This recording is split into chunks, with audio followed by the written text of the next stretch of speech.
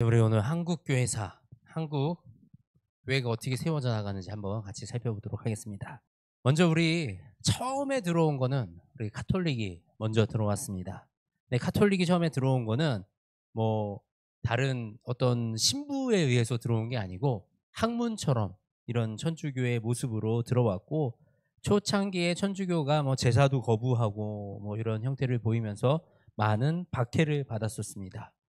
그런데 인제 이 일제 강점기 때 인제 이 가톨릭 쪽에서는 이 약간 그 일본의 편에 서서 이렇게 이 중간에서 이렇게 이 한국의 사람들의 편에 서지 않고 친일 성향을 가지고 있어서, 그래서 해방 이후에는 사람들이 인제 가톨릭을 좀 많이 떠나가는, 그리고 믿지 않는 요런 현상이 있었습니다.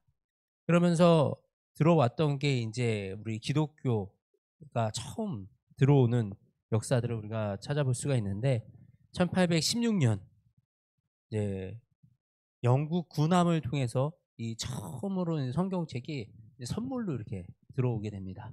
이것을 시작으로 1832 년에 인제 영국 상선이죠. 예, 영국의 상선을 타고 귀칠라프 목사님이 우리나라에 처음 방문을 하게 돼요. 이때는 오래 있진 못하고 한 달 정도 잠깐 있었습니다. 이제 한국의 이제 우리나라에 들어오는 허가를 받지 못해서 한 달 정도 이 섬에 머물면서 이 처음 들어와서 복음을 전했던 그런 어 일이 있었고, 그리고 1866 년에 우리나라에서 처음 순교한 기독교 목사님입니다. 예. 토마스 선교사님이 오셔 가지고 제너럴 셔먼호를 타고 한국에 왔는데, 이제 통상 무역을 열어주는 이거를 안 해줘 가지고 이 제너럴 셔먼호가 약간 이제 무력으로 대응한 거예요. 그러다가 인제 이 배가 파손이 됐고, 그러니깐 이 제너럴 셔먼호는 그냥 상선이었습니다. 상선의 통역 역할로 목사님이 타고 통역 겸 이 복음을 전하기 위해서 들어왔는데, 결국은 이 상선이 인제 부서짐으로써 바닷가에서 떠내려 가 가지고 그 주민들에게 의해서 이제 맞아 죽는, 그래서 그렇게 허무하게 첫 목사님이 순교하셨습니다. 어 예. 이 기독교의 역사를 보면 이처럼 이 피로써 이 씨를 뿌리는 이것이 없이는 이 기독교의 역사가 살아나는 일이 없었어요. 어느 나라든지 가면 기독교가 들어가면 항상 박해를 받습니다. 우리가 생각해 볼 게, 이제 지금은 우리가 자유민주주의, 그래서 많은 사람들이 평등이라는 이런 이 전제 조건 안에서 그것이 너무나도 당연하게 우리가 누리고 살아가지만, 이전에 왕국의 시대, 어떤 이 강력한 통치자가 백성들을 다스리던 이런 시대에서의 기독교는 굉장히 위험한 사상이었습니다. 모두가 평등하다. 그래서 평민들에게 지식을 주고 그들을 세우고 그들을 높인다라는 것은 사실 왕권에는 굉장히 위협이 되는 거예요.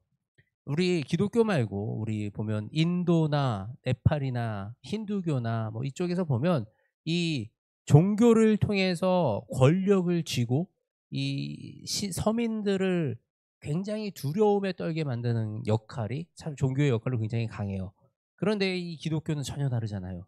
기독교는 이 서민들에게 어 그들에게 사랑을 주고 그들을 세우고 그들을 높이고, 그러면서 "우리는 다 똑같은 사람이야."라고 말하는 이 기독교는 굉장히 위험한 이런 종교로 인식이 되었었습니다.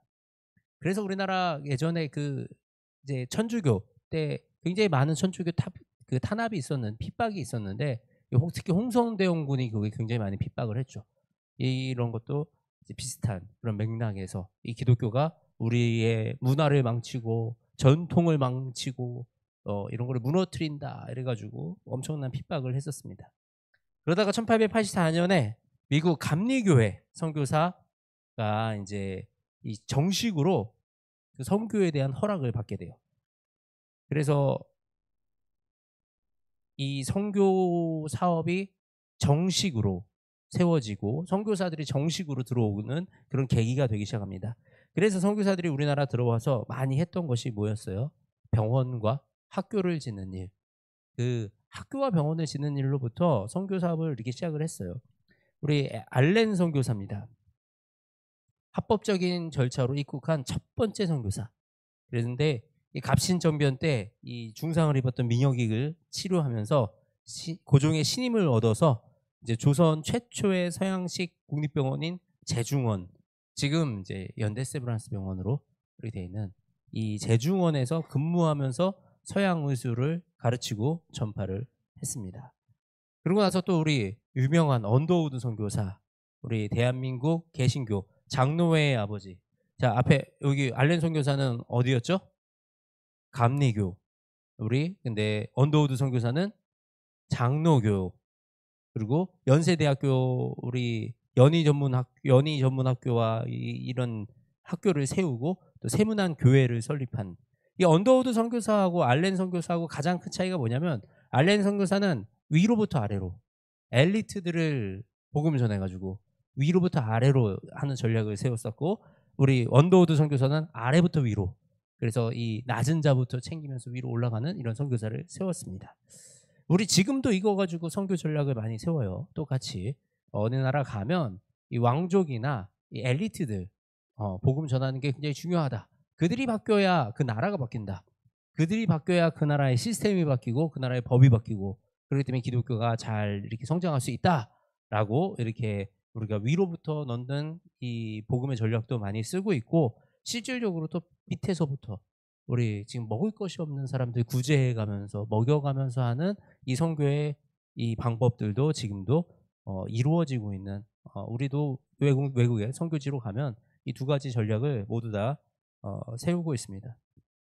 우리 메리 스클랜트 우리 이화학당을 설립하신 분이시죠. 또 여성 인권 신장에 기여를 했고 여성 교회를 조직했어요. 그러니까 당시에 생각해 보십시오. 여성 교회 어떤 의미가 있었겠습니까? 남성 중심의 사회, 여성의 인권은 전혀 없는, 여성은 무시당하고 한 식탁에 앉아서 밥도 못 먹는 그 여성들을 모일 수 있는 교회를 따로 세워서 여성들의 어떤 이 권위 의식과 이런 전체적인 주권 의식을 성장시키는 역할을 굉장히 많이 했어요. 우리가 교회 하면 보편적으로 모든 사람들이 다 모여서 하나가 되는 공동체가 가장 건강한 공동체라고 생각을 합니다. 맞습니다. 애부터 어린아이부터 어른까지 남자와 여자가 장애인과 비장애인이 모두 한 공간에서 아무런 불편함과 꺼리낌 없이 예배를 드릴 수 있다면 그것은 참 아름다운 일입니다. 그런데 우리가 때로는 우리 인생에 살다 보면 그런 여건이 마련되어 있지 않는 상황들을 우리가 마주하게 되더라고요. 그럴 때는 분리해서 우리가 생각을 하는 것도 한 가지 지혜로운 방법인 것 같습니다. 그래서 어떤 교회는 이 가출한 청소년들만 모여서 예배를 드리는 교회도 있고 어떤 교회는 이주민 노동자들만 모여서 예배를 드리는 교회도 있고 어떤 노동자는 어떤 장애를 가진 이 뭐 앞을 못 보시는 분들이 모여서 함께 예배를 드리는 교회도 있고 이렇게 특별한 교회를 조직해서 그 교회의 특수 사역을 맡아서 하는 것도 정말 필요한 사역이다. 우리가 그들의 생각이 먼저 우리의 생각이 먼저 깨어져야지 우리가 이 시대 속에서 우리의 자리를 만들어갈 수가 있거든요. 근데 보통은 당사자들이 그 자리를 만들지 못하므로 그 당사자들을 성장시키고 그들의 인권을 신장시키는 그런 일들도 같이 병행이 되어야 하는 것이죠. 우리 아펜젤러 선교사 너무 잘 알죠.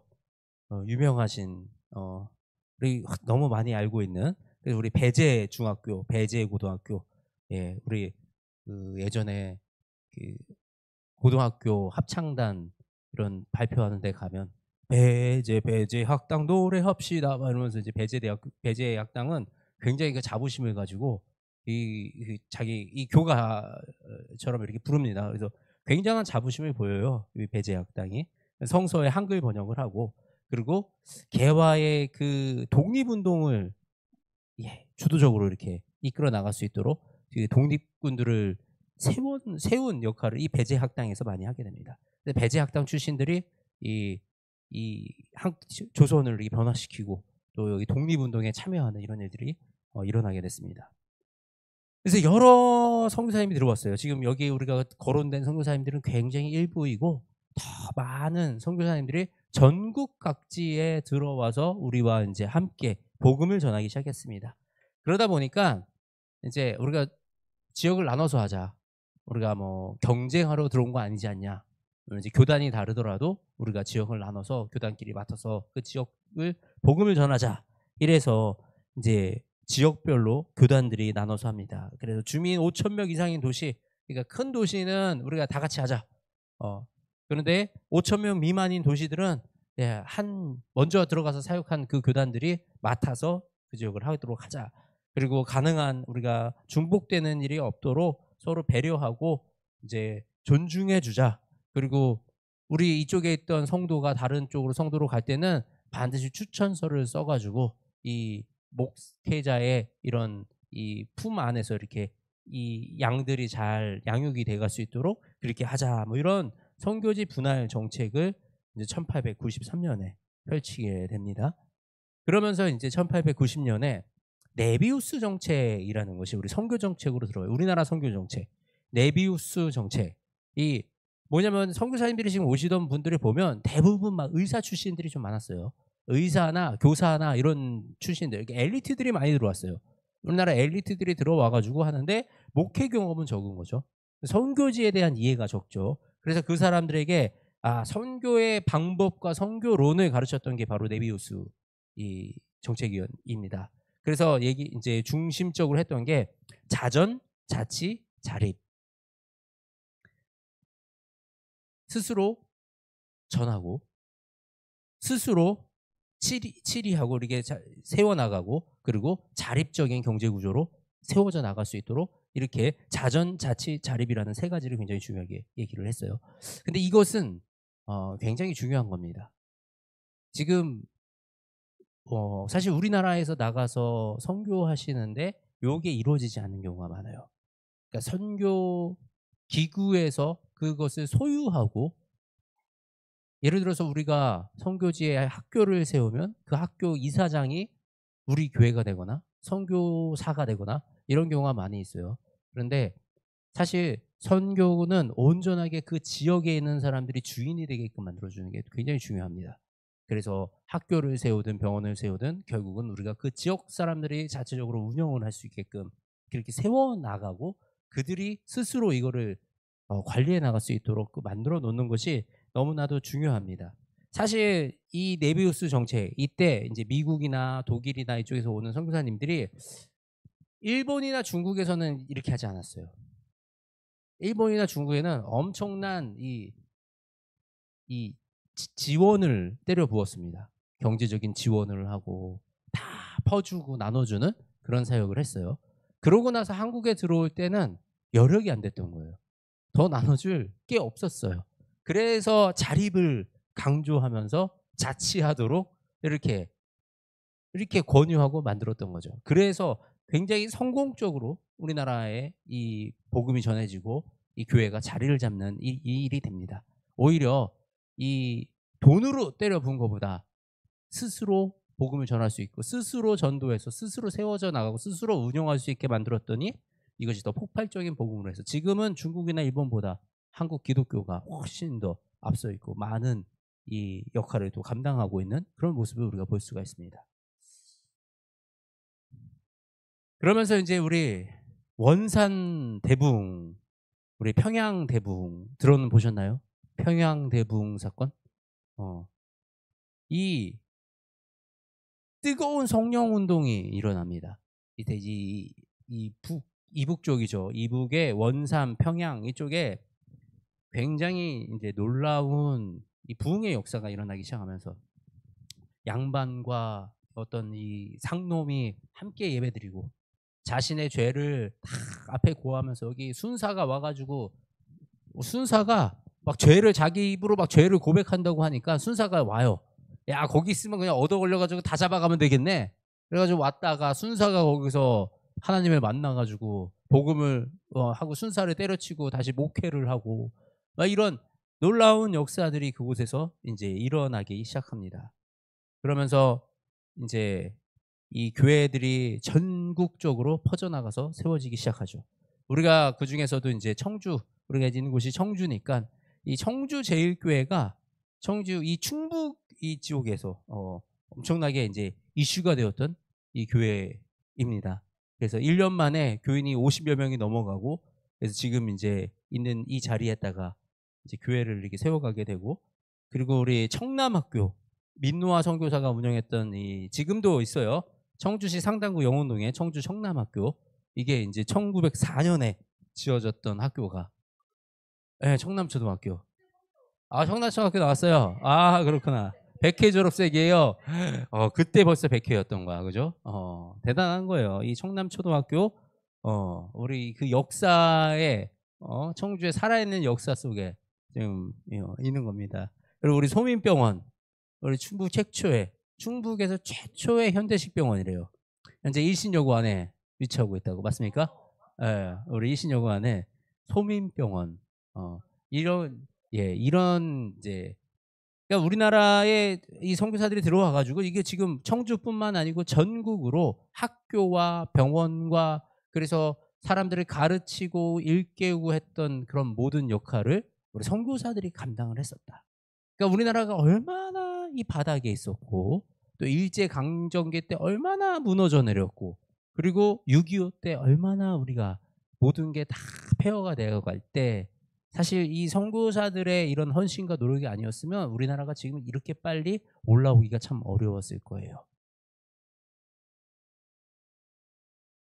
그러면서 우리가 좀 생각해 볼 것이 있습니다. 우리가 보면 이제 나중에 유럽 선교사들도 좀 들어왔지만 대부분 어느 나라에서 선교사들이 왔죠?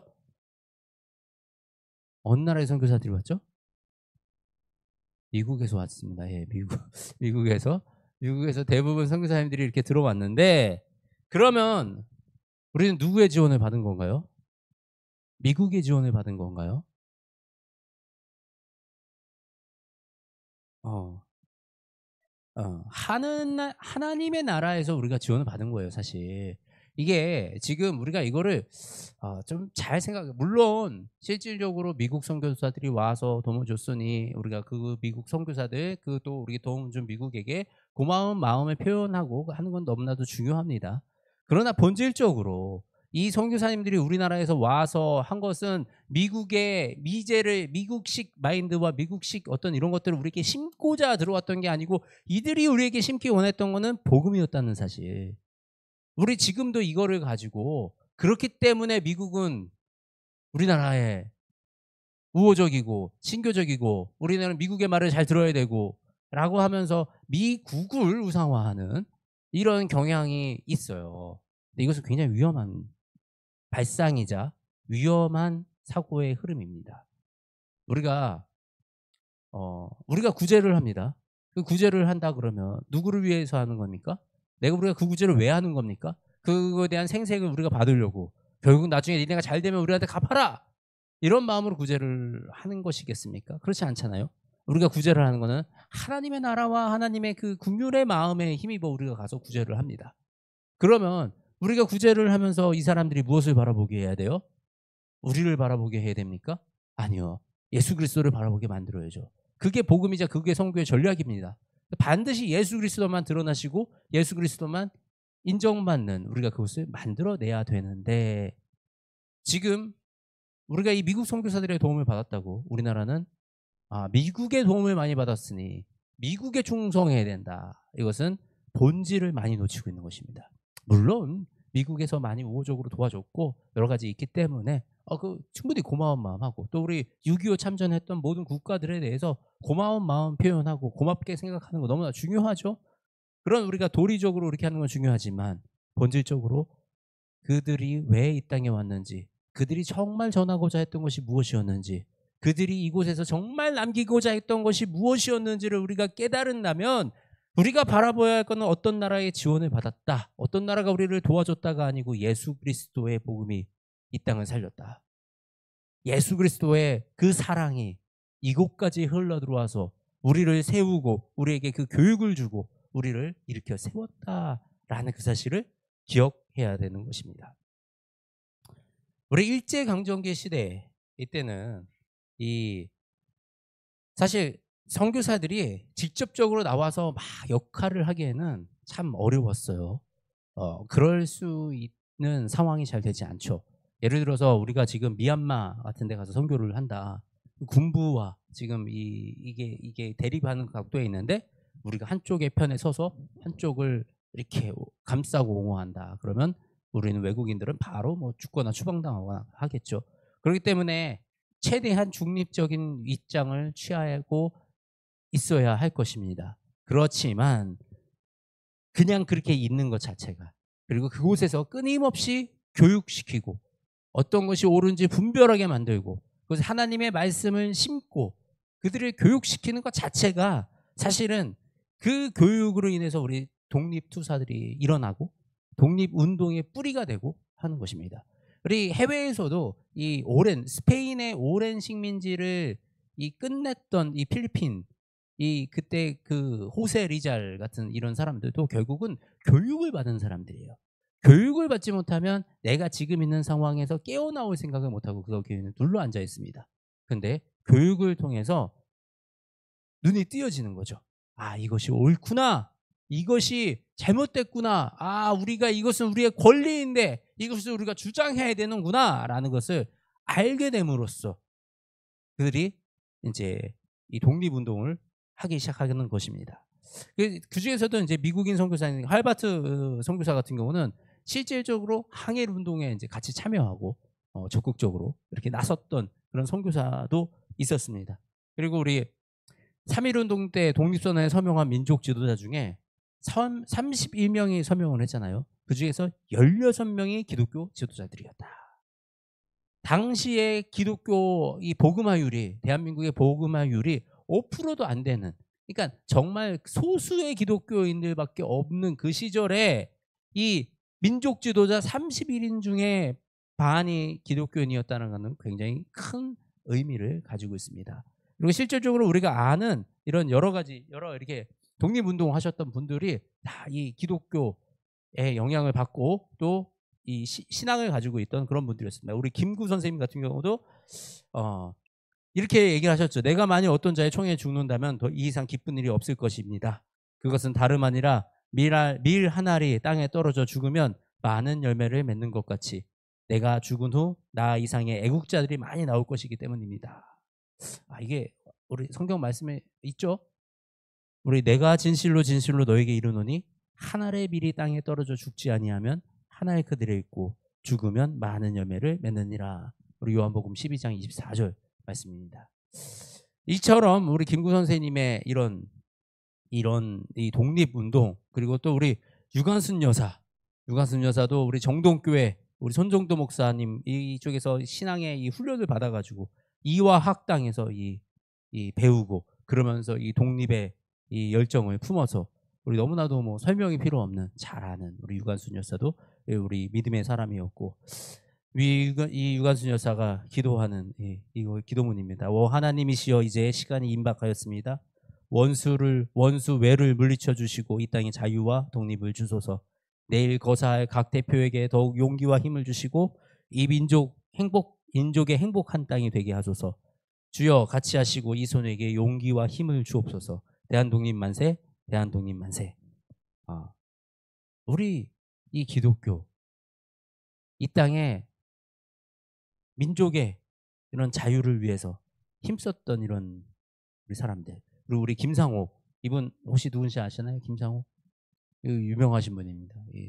이 종로 경찰, 그 일본 종로 경찰들과 400대 1의 대치를 하면서 무려 3시간 동안 총격전을 펼쳐서 10발을 넘게 총을 맞고도 끝까지 저항하며 했던, 이제 마지막에는 자기 자신이 이렇게 자살을 하셨지만 그 총알이 박히기 전에 이미 10발의 총알을 맞고도 끝까지, 그래서 순사들이 가까이 가서 확인하는 것도 두려워할 정도로 굉장히 공포의 대상이 되었던 이분도 우리 다 기독교, 그리고 우리 안중근 의사는 이제 카톨릭 신자였지만 마찬가지로 우리 가치럼 성경의 가치를 가지고 우리 또 이토 히로부미를 사살하는 이런 이 조국의 열사들, 이분들이 다 기독교인들이었다라는 사실, 이 외에도 너무나도 많은 분들이 우리 이제 이 독립에 참여하고 우리 같이 이 나라를 건국하는데, 이승만 대통령도 마찬가지고 여러 정말 많은 분들이 다 기독교인들이었다. 이 기독교가 우리나라 사실 정말 아무것도 없을 때, 우리나라가 무너졌을 때 이 뼈대를 세우면서 이 정신, 민족의 정신을 깨우고 또 우리나라가 지금까지 이렇게 발전한 이 반석을 정말로 이 선교사들과 기독교의 이 사랑이 세워 나아갔다라는 사실을 우리가 좀 기억할 필요가 있습니다. 지금 마치 기독교가 개독교처럼 욕먹고 뭐 사람들이 비난하고 이럴지라도, 우리는 우리의 이 기독교의 자긍심과 긍지를 가지고 있어야 돼요. 이 나라가 어떻게 일어났는데, 이 나라가 어떻게 세워졌는데, 정말 이 기독교 정신으로 세워지지 아니했으면 우리가 정말 이렇게 빨리 성장하는 이런 일은 일어날 수가 없었던 것입니다. 그러면서 이제 전쟁, 6.25 전쟁이 나죠. 6.25 전쟁이 났는데 6.25 전쟁과 기독교는 굉장히 밀접한 관계가 있었습니다. 이 북한 측에서는 이제 남한이 이제 미국과 연계되어서 이제 미국이 굉장히 껄끄러운 존재였고, 미국의 선교사들이 남한에 많이 있으니, 그래서 이 기독교와 남한과 미국은 하나였어요. 이 북한 쪽에서 보기에. 그래서 미국을 굉장히 비난하고 비판하면서 동시에 이 기독교를 굉장히 탄압합니다. 북한에 있던 선교사님들은 이때 다 이제 돌아가셨다고 우리가 볼 수밖에 없고, 그 많은 핍박과 탄압을 받은, 우리가 이제 그 소식을 제대로 알지도 못하는 이런 이제 상황들이 됐고, 전쟁이 났을 때 남한 쪽에서만 해도 400명의 목자가 죽었다 그래요. 그러니까 이제 이 목회를 하고 있는 400명 정도가 이제 핍박을 당하고 죽임을 당하는 이런 일들이 이제 발생이 됩니다. 그래서 이 보면 지금 북한, 이 미국은 악의 총봉산이다, 미제는 뭐 평화의 파괴자 이러면 이제 피켓 들고 막 북한에서는 미국을 굉장히 막 적대하잖아요. 그렇기 때문에 이 기독교는 결국은 미국에서 들어온 미제의 거가 되는 거죠. 그래서 이 기독교를 통해서 이제 이 자신들의 이 정권의 위협을 받는다. 그렇기 때문에 이 기독교는 주적이다라고 해서 기독교를 굉장히 탄압을 합니다. 그래서 어떤 일이 일어나느냐? 이제 막 그 우리 아까 보면 이제 원산 대붕, 평양 대붕, 막 이제 서쪽, 서북 쪽, 우리 북쪽인데 북쪽에 약간 서쪽에, 그쪽에 기독교인들이 집중적으로 몰려 있었어요. 그때 부흥 운동이 그쪽에서 많이 일어났기 때문에 그쪽에 많은 기독교인들이 있었는데, 그 기독교인들 중에는 사업하는 사람도 있었고 뭐 지주 막 땅 많은 사람도 있었고 이런 사람들이 있었는데, 거기 뭐 토지 개혁 막 이런 거 하면서 땅 다 뺏기고 그 사람들이 이제 남쪽으로 다 피난을 오게 되는 거예요. 그래서 애들이 남쪽으로 다 피난을 오면서 막 부산, 우리 그 무슨 시장이죠? 그 영화 국제시장, 부산 국제시장 막 그쪽, 그 남산 밑에 거기 그 이 뭐 그쪽으로 사람들, 왜 남산이었냐면, 야 남한 가서 이렇게 헤어지면서, 야 남한 가서 만나자. 어디서 만나? 아는 데가 없으니까 야 남산 밑에서 만나자. 그래가지고 남산 밑에 모이고 부산 국제시장 가서 모이고 이렇게 된 거예요. 그래서 이들이 피난길에 올라가지고 남한으로 오면서 이 사람들, 어떤 사람들이 다 뺏기고 교회 뺏기고 핍박당해서 죽고 막 내 가족 죽고, 그래서 막 도망 오듯이 하면서 온 이분들이 이 반공의 이거는 가장 높았어요. 공산당에 대한 이 증오와 실질적으로 피해를 많이 보신 분들, 내 모든 걸 다 뺏긴 분들, 그런 분들이 이제 이 남한으로 와서 이제 뭐 그 영락교회라든가 뭐 이런 이제 이런 교회를 이루어가면서 이 믿음을 지켜 나가셨죠. 그러면서 이제 문제가 됐던 게, 이분들이 또 너무 반공의식이 세다 보니까 이제 이들 중심으로 이 서북 청년회 이런 게 조직이 돼서 이 반공분자들을 이제 때려잡는 사조직이 된 거예요. 사적 제재를 가하게 되는 거죠. 그러면서 이제 이 제주도 같은 경우 사실 그 남로당이라고 이 공산당의 이거를 따르는 이런 이제 우두머리가 있긴 있었어요. 그런데 몇 명 정말 그 사람들 제외하고 다른 사람들은 아무것도 모르는 그냥 일반 시민들이었는데 이 과하게 그들을 다 빨갱이로 몰아가면서 학살하는 이런 아주 가슴 아픈 이런 일들이 이 제주 4.3 사건으로 일어나게 됩니다.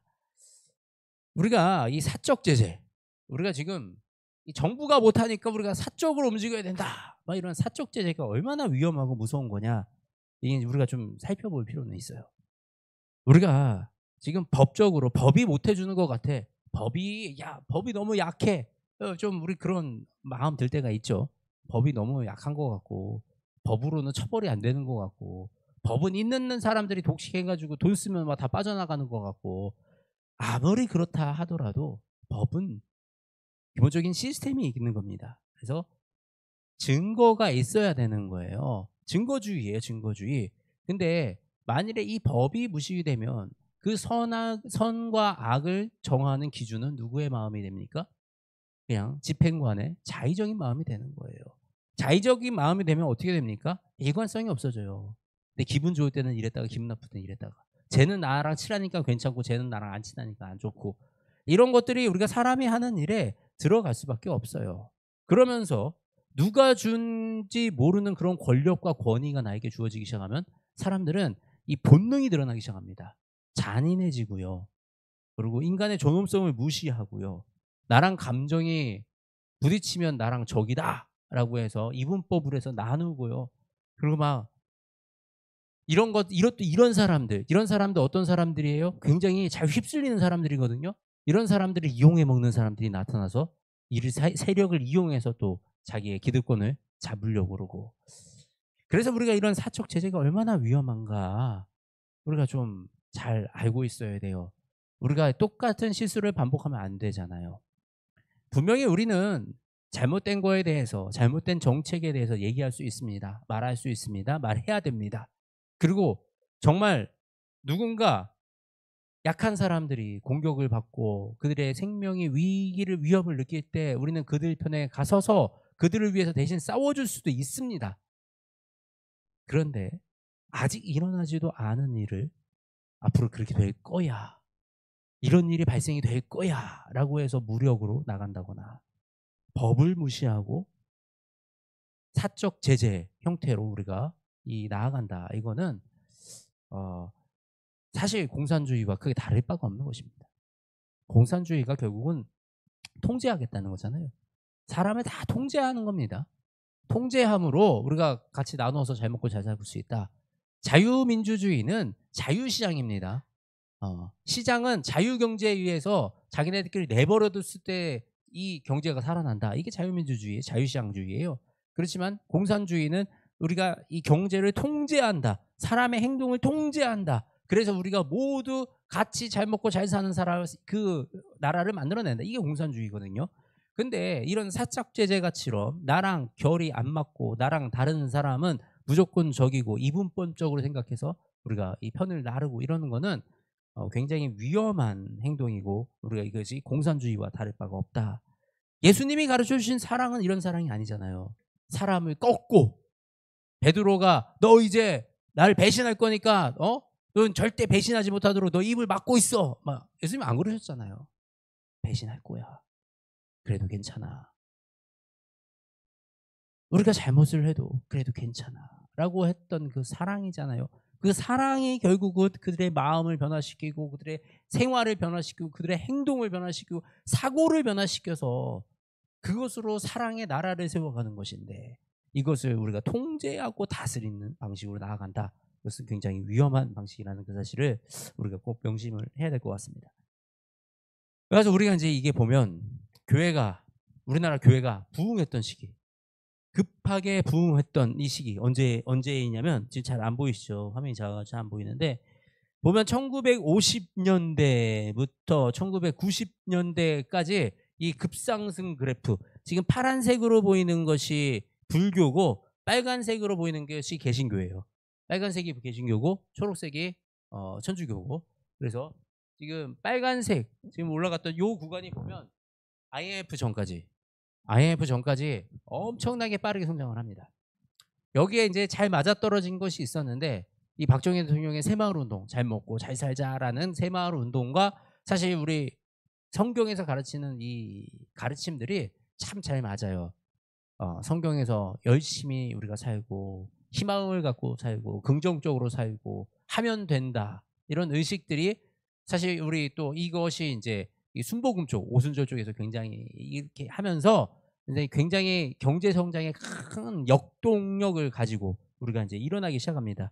이때 뭐 부흥은 뭐 우리 100주년 선교대회와 여의도에서 이렇게 모일 때 막 어마어마한 사람들이 모여가지고 광장에서 함께 예배드리면서 우리 빌그레한 목사님 와서 막 설교하는 거 영상 보셨죠? 막 이런 영상들 막 엄청난 이 부흥의 역사가 이때 쫙 일어나게 됩니다. 그러면서 이 공장에서 정말 힘들게 일하면서 새벽 기도를 지켜가면서 이 복음으로 정말 이 나라를 세우고 이 나라의 경제적 부흥을 일으키는 놀라운 역사가 일어나죠. 근데 이게 참 비슷해요. 우리 세계사를 배울 때 로마 교회에 이렇게 핍박받다가 참 살만해지니까 어떻게 됩니까? 부패하고 썩어가는 거예요. 이렇게 살만해지니까 이제 교회가 범죄와 이 세습과 뭐 횡령과 뭐 권력과 성문제와 막 이런 여러 가지 문제들로 인해서 교회가 아주 썩어가고 잘못된 길을 가게 됐죠. 지금 가나안 성도가 많다. 가나안 성도들이 너무 많다라고 얘기를 하는데 참 안타까운 일이고 그들이 다시 교회로 돌아와야 하지만 정말 교회의 개혁 자체가 또 새롭게 일어나야 되는 이 변화와 역동의 시기가 아닌가라고 생각을 합니다.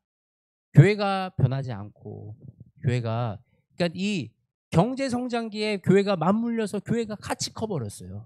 그래서 교회의 권력이 너무 세지고 교회에 돈이 너무 많아지고 교회에 힘이 생기니 이 교회가 사람의 것이 돼버린 거죠. 그렇게 쇠퇴의 길을 걸어갑니다. 그렇게 쇠퇴의 길을 걷던 로마 교회가 어떻게 됐습니까? 종교개혁으로 다시 일어났거든요.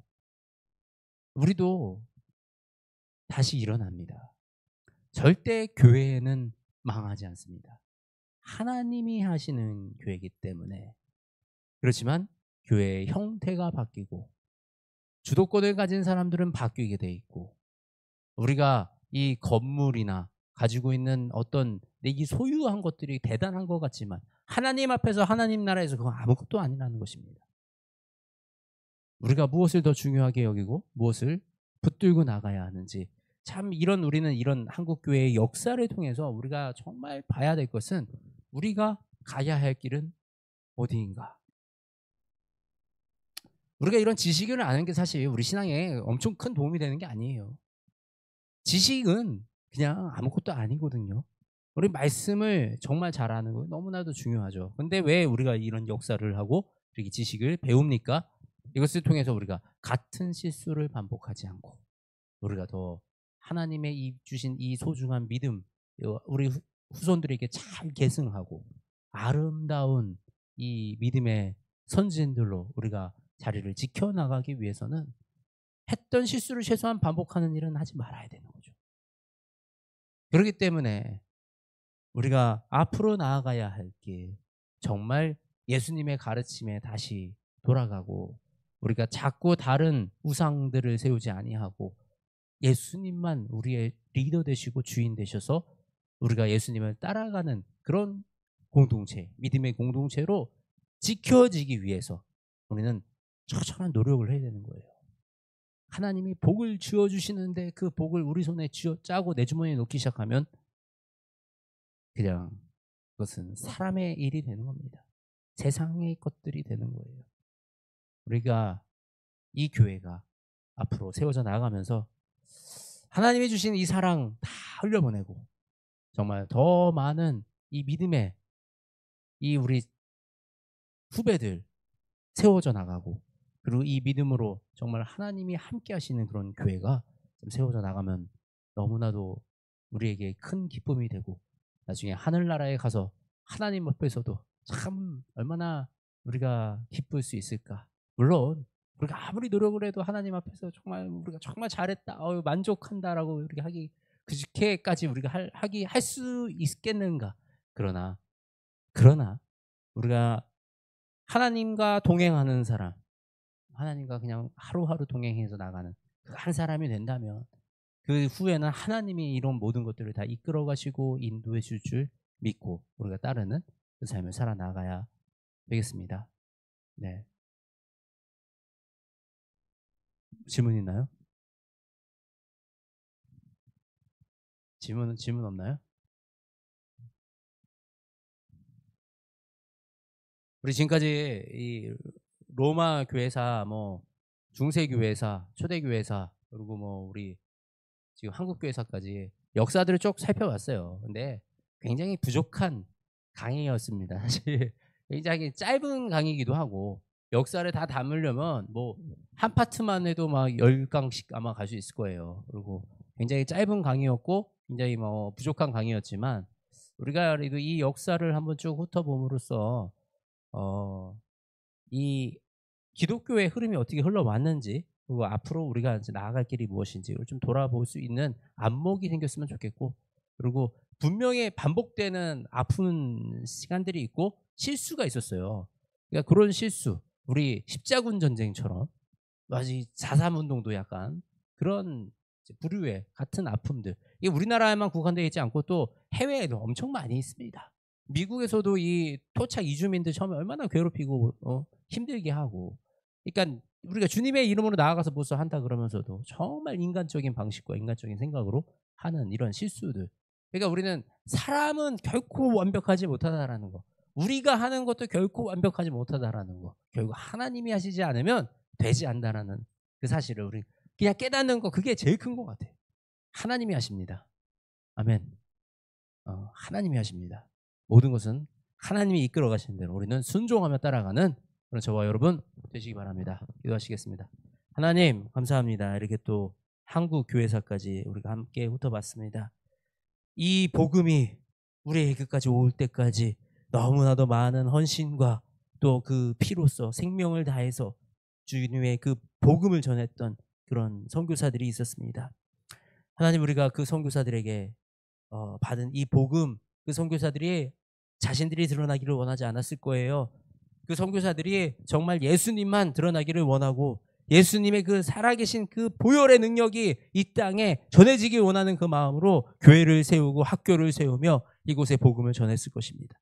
아버지 우리가 그 마음이 변하지 않도록 우리가 이 모든 일들을 통해서 예수 그리스도를 바라보게 하여 주시옵소서. 성령 하나님이 이곳에 역사하신 그 역사를 바라보게 하여 주시옵소서. 그리하여 아버지 지금도 끝나지 않은 이 역사가 이제는 우리가 세워나갈 수 있도록 우리가 써나갈 수 있도록 성령님 우리와 함께 하시며 이 교회와 함께 하셔서 이 교회의 발걸음을 인도하시고 지켜주시옵소서. 사랑이 많으신 우리 주 예수 그리스도의 이름으로 기도드립니다. 아멘.